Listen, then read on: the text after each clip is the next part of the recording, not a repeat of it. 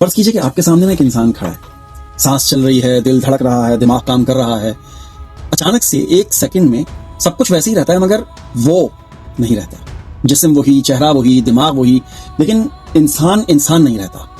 Science اس لمحے کو death کہتی ہے، یعنی کہ وہ مر گیا۔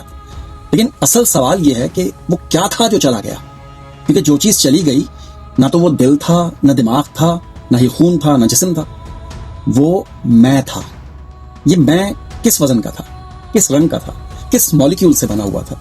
سائنس کے پاس کوئی جواب نہیں ہے، مگر ایک بات واضح ہے کہ یہ میں گوشت کا حصہ نہیں تھا۔ اگر انسان صرف جسم ہوتا تو جسم کے مکمل ہونے پر انسان مکمل رہتا، لیکن ہم نے لاشیں دیکھی ہیں بالکل مکمل مگر بالکل خالی۔ یہی وہ خلا ہے جسے ہم روح کہتے ہیں۔ یہاں سائنس رک جاتی ہے اور کہتی ہے کہ جب دماغ کو نقصان پہنچتا ہے تو شخصیت بدل جاتی ہے، واقعی، یادداشت مٹ جاتی ہے، واقعی، اور فیصلہ کرنے کی صلاحیت بھی ختم ہو جاتی ہے۔ اگر میں کوئی الگ وجود ہوتا تو دماغ کے متاثر ہونے سے میں کو کیوں نقصان پہنچتا ہے؟ سائنس یہ بھی کہتی ہے کہ اب تک روح کا کوئی قابل پیمائش ثبوت پیش نہیں کیا جا سکا ہے، اور جو چیز ناپی، دہرائی اور آزمائی نہ جا سکے، سائنس اسے حقیقت ماننے سے ذرا اجتناب کرتی ہے، رک جاتی ہے۔ پھر بھی سائنس ہمیں یہ ضرور بتاتی ہے کہ دماغ کیسے سوچتا ہے، مگر یہ نہیں بتاتی ہے کہ سوچنے والا کون ہے۔ وہ ہمیں احساسات کے کیمیکلز کے بارے میں بتاتی ہے، جیسے ڈوپامن ہے جو خوشی اور ریوارڈ کا احساس دیتا ہے، سیروٹونین جو سکون اور ایموشنز بیلنس کرتا ہے، آکسیٹوسن جو محبت کا احساس جگاتا ہے شاید، ایڈیٹولین جو خوف اور ہنگامی رد عمل کو متحرک کرتا ہے۔ سائنس یہ بھی بتاتی ہے کہ یہ کیمیکلز دماغ کے کن حصوں میں کس مقدار میں خارج ہوں تو کیا کیا ہوتا ہے، خوشی ہوتی ہے یا بے چینی ہوتی ہے، لیکن یہ نہیں بتاتی ہے کہ خوش ہونے والا کون ہے، غم محسوس کرنے والا کون ہے، محبت میں قربانی دینے والا کون ہے۔ کیمیکل تو رد عمل پیدا کرتا ہے نا، مگر احساس کا تجربہ کسی فارمولے میں قید نہیں ہوتا ہے۔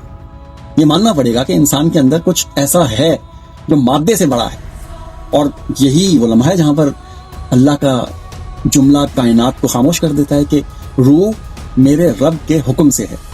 یہ جملہ معلومات نہیں دیتا ہے بلکہ حد کھینچ دیتا ہے کہ انسان یہاں تک تمہاری عقل ہے اور اس کے آگے میری قدرت ہے۔ روح کو ڈیفائن نہیں کیا گیا کیونکہ روح کی تعریف کسی کی محتاج ہی نہیں ہے۔ یہ وہ حقیقت ہے جسے انسان جیتا ہے مگر سمجھ نہیں پاتا ہے۔ آپ ظلم کرتے ہوئے گھبراتے ہیں، قانون کے ڈر سے نہیں، بلکہ اس لیے کہ اندر کچھ ہل جاتا ہے۔ یہ اندر کیا ہے؟ آپ اکیلے کمرے میں کوئی غلط کام کریں، کوئی دیکھ بھی نہ رہا ہو، پھر بھی دل میں کھٹک ہو۔ یہ کون سا کیمیکل ہے جو تنہائی میں بھی بولتا ہے؟ یہ ضمیر ہے، اور ضمیر روح کے بغیر ممکن نہیں ہے۔ اگر روح نہ ہوتی تو انسان صرف فائدہ دیکھتا، حق نہ دیکھتا، صرف طاقت دیکھتا، سچ نہیں دیکھتا، صرف زندہ رہتا، شرمندہ تو نہ ہوتا۔